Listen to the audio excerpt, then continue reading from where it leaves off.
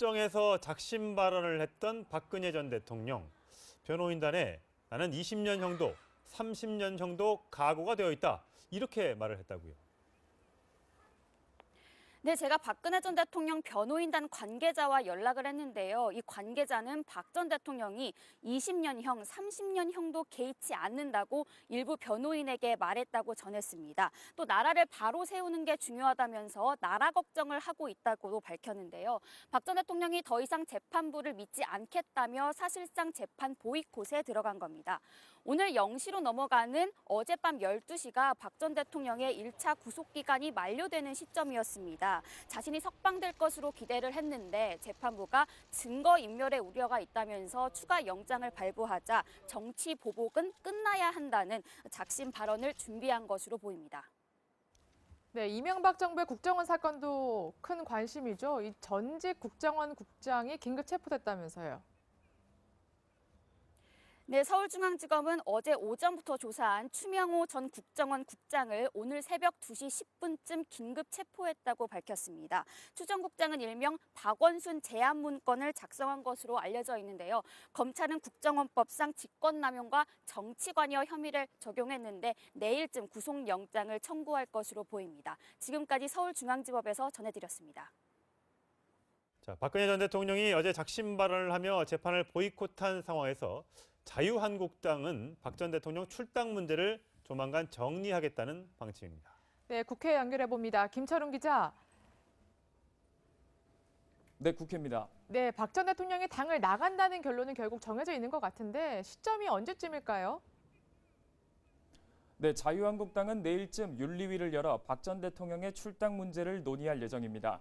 윤리위원회가 탈당을 권유하면 이를 받아들이지 않더라도 열흘 뒤면 자동으로 제명됩니다.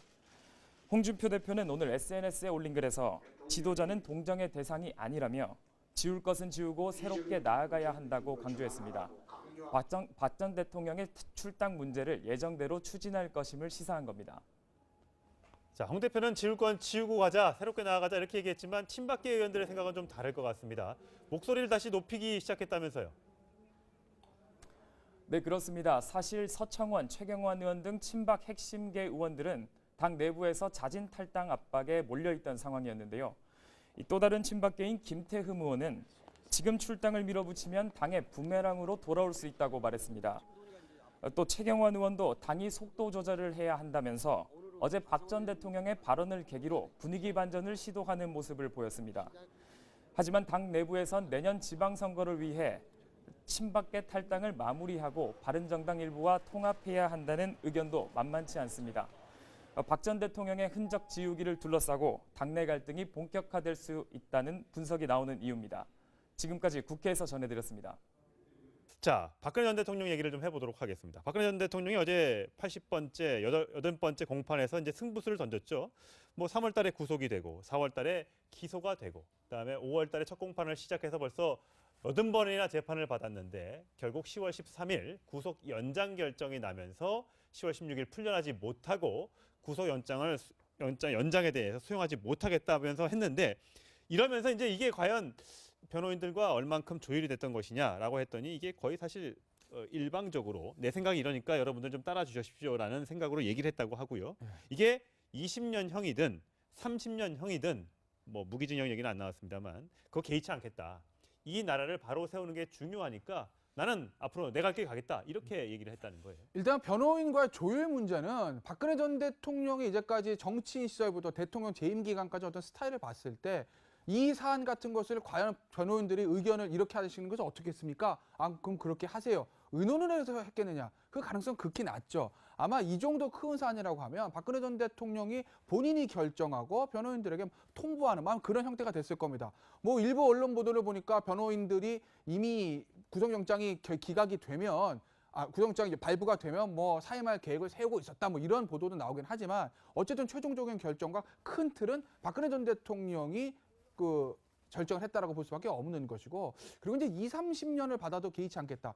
솔직히 말씀드리면 대한민국의 모든 지금 구치소에 있는 피고인들 중에서 20년, 30년 받아서 개의치 않을 수 있는 사람은 없습니다. 그렇죠. 20년, 30년 있으면 지금 얼마나 오래 있어야 되고 개의치 않겠습니까? 그렇죠. 네. 그러니까 저 워딩은 이것을 기존의 방식을 법정 투쟁보다 정치 투쟁으로 판을 바꾸겠다라는 것. 그러니까 이제는 내가 피고인 박근혜였지만 이제는 피고인 박근혜가 아니라 전직 대통령 박근혜, 정치인 박근혜로서 다시 한번 정치의 판에 들어오겠다는 그런 선언이기 때문에 네. 이 말로 인해서 정치권의 파장이 좀 만만치 않을 것 같고 하지만 박근혜 전 대통령 이런 선택이 과연 본인에게 옳은 것인지 장기적으로 봤을 때 본인에게 도움이 되는지에 대해서는 우리가 조금은 생각해 볼 필요가 있다고 봅니다.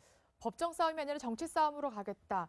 이제 심지어 이제 오늘부터 뭔가 변화가 감지되고 있어요. 홍준표 자유한국당 대표도 오늘 아침에 지도자의 가장 큰 잘못은 무능이다라고 하면서 지을 것은 지우고 새롭게 나가야 한다 이렇게 말을 했거든요. 사실상 친박계가 조금 흔들리고 있는 거를 미리 차단하기 위해서 그런 게 아닌가 이런 생각이 들거든요. 그렇죠. 그런데 이제 문제는 뭐냐면 네. 박근혜 전 대통령이 본인이 살기 위해서 판을 흔들어 놓은 거 아닙니까? 그렇죠. 그러다 보니까 결국 친박계가 다시 결집하는 그런 모양새를 보여주고 있어요. 사실 홍준표 대표가 어떤 당의 혁신이나 바른정당과의 통합 때문에 일정 부분 친박을 청산하고 박근혜 전 대통령을 출당이나 아니면 본인이 직접 탈당을 하도록 권유하겠다고 얘기했는데 네. 그게 지금 자연스럽게 가는 것처럼 보이다가 박근혜 전 대통령이 어제 정치적 탄압을 받고 있다고 얘기를 하면서 결국 친박들이 다시 박근혜 전 대통령을 옹호하고 보호하려는 그런 자세로 좀 돌아서고 있다는 거죠. 그러면 이건 자유한국당에게는 별로 좋은 사인은 아니라고 봐요. 그렇죠. 저는 이건 좀 크게 보면 보수 전체에게도 절대로 좋은 카드가 아닙니다.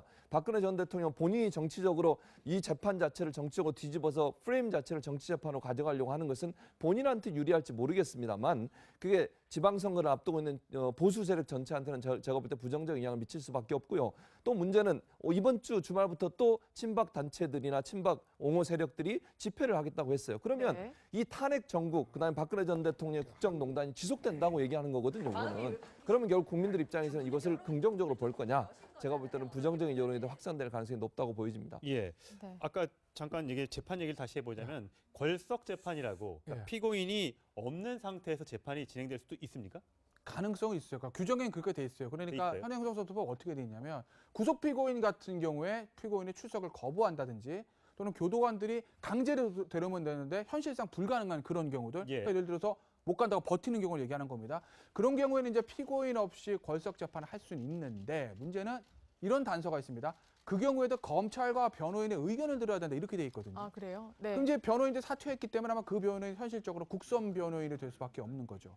그럼 시작할 때 검찰과 국선 변호인한테 의견을 물어서 실시한다라는 건데 규정은 그렇게 돼 있으나 과연 이것이 현실화될 수가 있을까라는 그런 의문점이 듭니다. 왜냐하면 일단 검찰 입장에서도 아니 뭐 피고인 안 나도 그냥 합시다 이렇게 할 수도 있겠으나 검찰도 정치적 부담이 있거든요.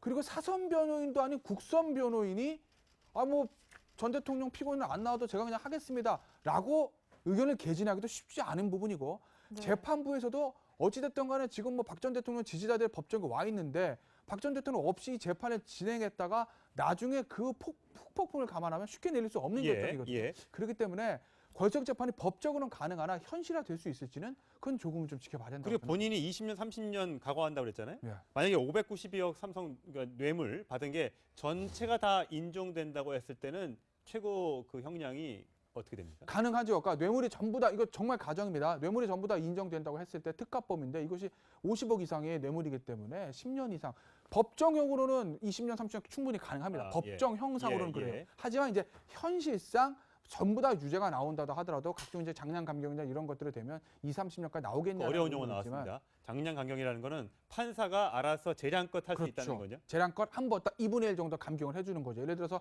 법정형 하에서 이것저것 뭐 더할 것 더하고 뺄 것 빼고 해가지고 형이 나온 다음에 아 그래도 뭐 어쩌저쩌 이러이러한 사정들이 있으니 한번 감량해주자. 그러면 딱 반으로 깎이거든요. 예. 그게 이제 장량 감경이라고 해요. 감경은 깎기만 가능한 겁니까? 그렇죠. 예. 장량으로 올리는 건 안 되고요. 예. 감경의 2분의 1 해주는 건데 현실상 2, 30년이 나오겠냐는 것은 조금 의문이 들지만 네. 법정 형상으로는 가능하죠. 그렇군요. 네, 알겠습니다.